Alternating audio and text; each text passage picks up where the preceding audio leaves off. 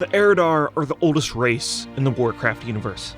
They are pretty much immortal, extremely technologically advanced, and magically gifted. They were perfect, except for one catastrophic flaw, an insatiable greed for power. And this greed led them down a dark path and ultimately doomed not only their race, but the entire Warcraft universe into an intergalactic war. I'll explain how that happened, just let me set the scene first. Long, long ago, the Eredar lived on the planet of Argus. They were an extremely technologically advanced race which used the powers of the arcane and light to develop their society. Among the Eredar, art, science, magic, and technology all work together in a symbiotic relationship.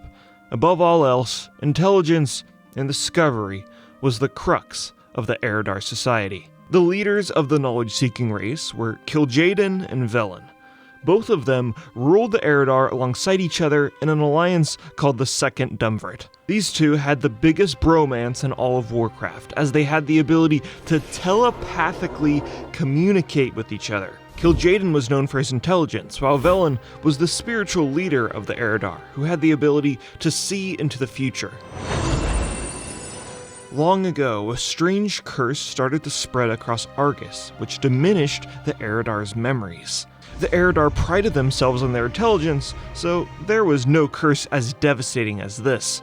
Some suggested quarantining these cursed citizens, or even banishing them. But Velen refused to turn his back on his people. With an artifact called Ture, which conveniently fell from the sky sometime prior, Velen called upon its ancient Naru powers to cure his people of this great ailment. You, what is 9 plus 10?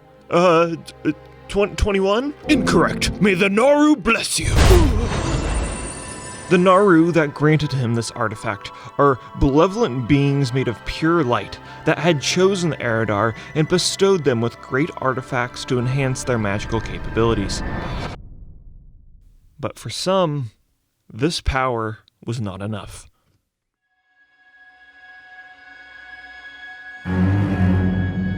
An Eredar sorcerer called Thalkil led an order called the Wakeners. These highly sophisticated magi are the ones responsible for empowering arcane constructs around Argus, among other forms of conjuration. But this power was not enough to satisfy Thalkil's hunger. The sorcerer searched through the great dark beyond for an even greater power. In his pursuit, he was able to hone in on the power of Fel magic and learn to summon demonic creatures from the twisting nether. In hopes of ushering in a new, glorious age for the Eredar, Thalkil displayed his newfound powers to the leaders of Argus. Here's a small taste of my Fel magic. Huh?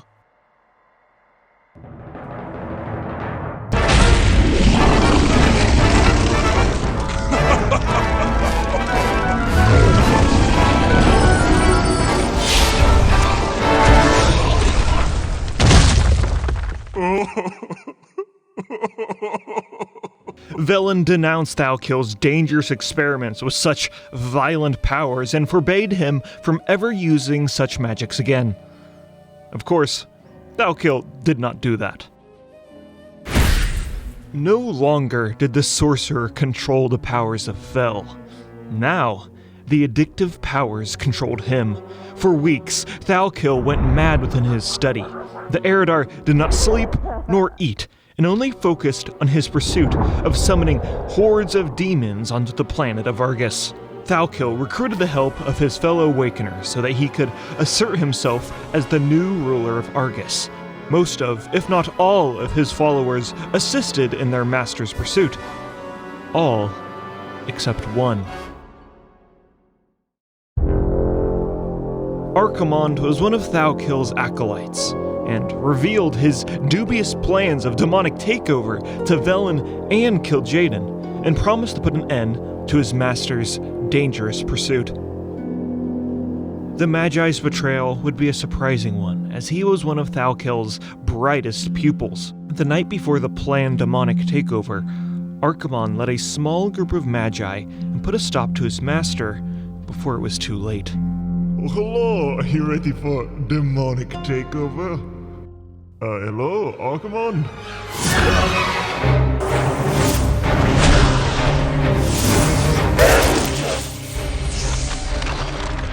I eagerly await your agonized screams!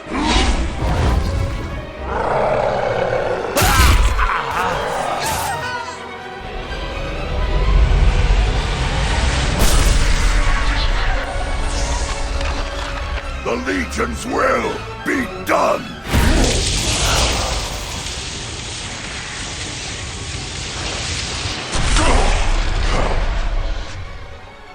Nothing you have done here matters, mortal.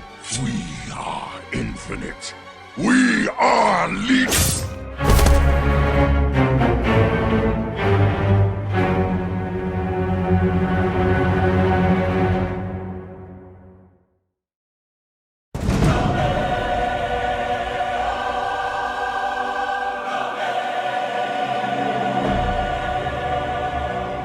Archenon was a champion of his people for the evil he had destroyed, and Kil'jaeden and Velen developed a deep respect for his selflessness. They had so much respect that Archenon eventually led the Eredar alongside them in an alliance called the Triumvirate. The trio led the Eredar in a practically flawless manner. Kil'jaeden was known for his brilliant genius, Velen his immense wisdom and compassion, and finally, Archenon and his unwavering drive for greatness. The Awakeners were taken over by a new leader called High Awakener Argon, who delved into the mystery of soul binding and learned how to imbue ancient Eredar souls into mechanical constructs. And it's like, look, dude, if you can turn my grandpa into a giant robot, that's badass. Just don't go summoning demons again, thank you. But meanwhile, Archenon plotted devilishly in secret. You see, Archenon did not kill his master because he hated demons. In fact, he was quite fond of the power of Fel magic and craved such immense power for himself.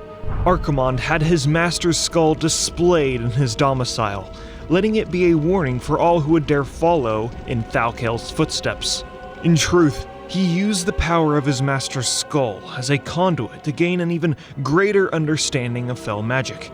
As the Eredar slept, he would have vivid dreams of entire civilizations being brought to their knees by a glorious army and whispers from a dark god of unimaginable strength. Behold the power of the Legion.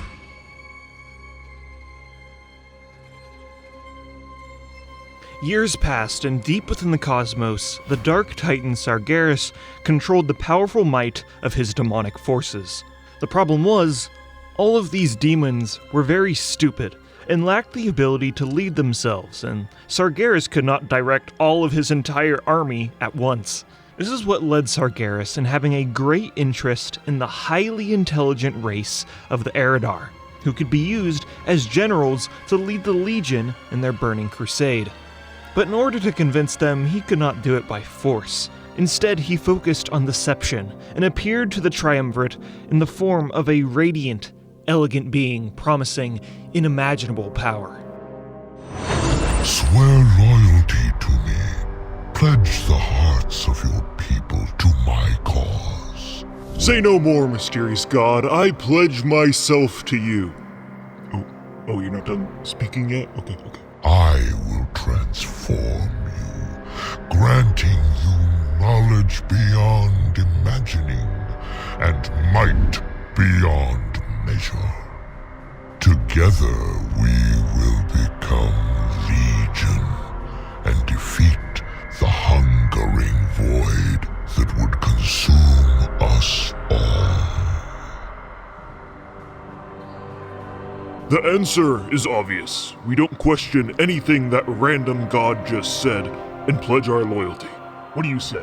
It is little enough to ask for what he offers us. I had hoped the others would sense the darkness behind Sargeras' words, but they were blinded by their vanity, their hunger for power. The Atamal crystal soon showed me the horrible truth of what would come to pass if we accepted the Titan's offer.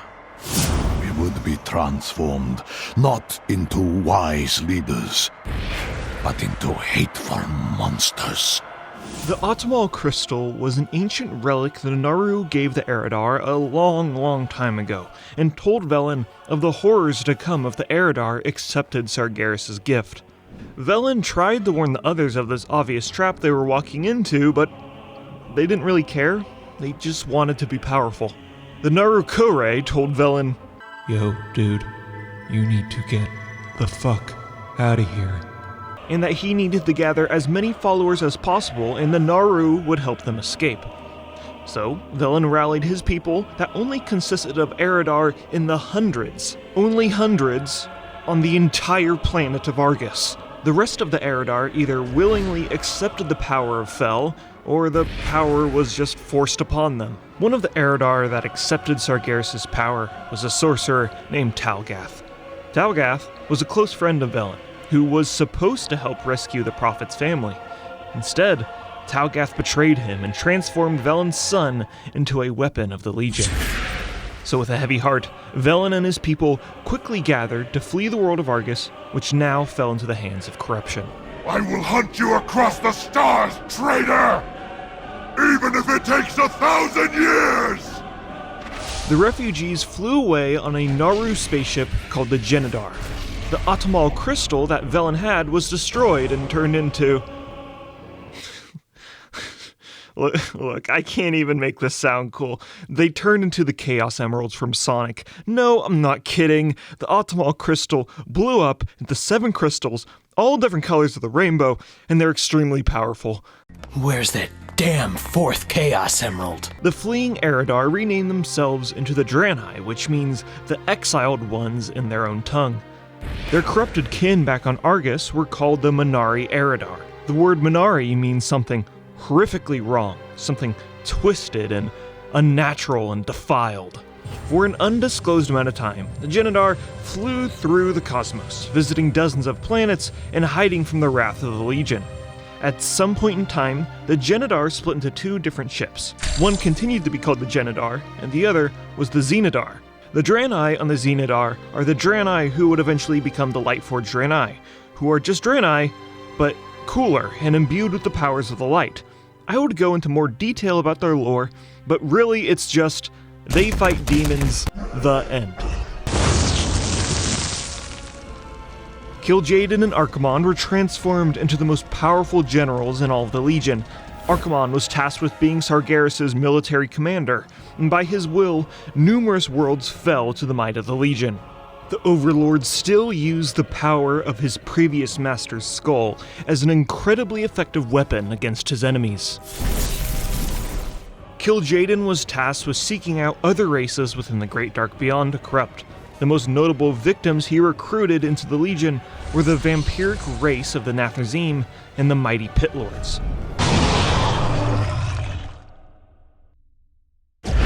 Another way the Legion was able to bolster their ranks is through demonic warping of the Eredar.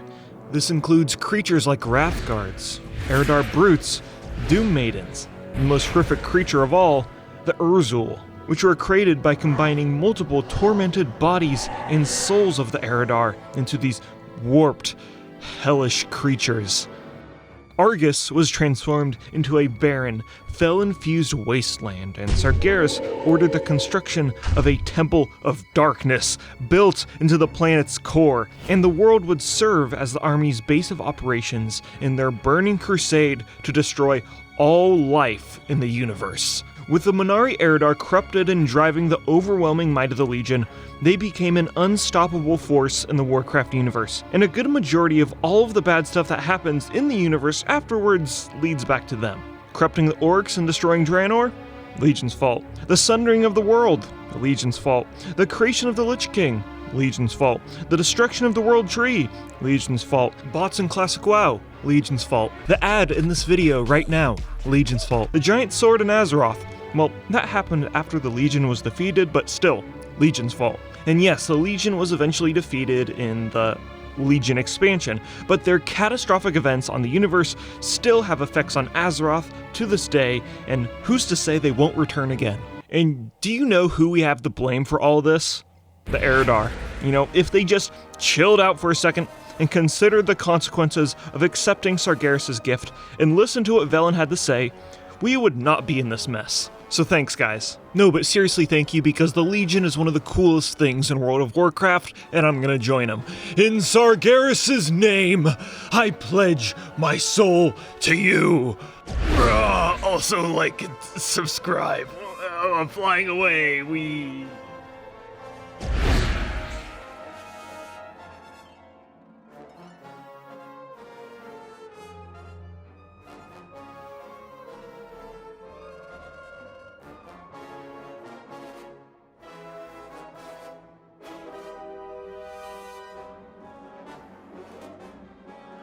Corrupt souls are so easily harvested.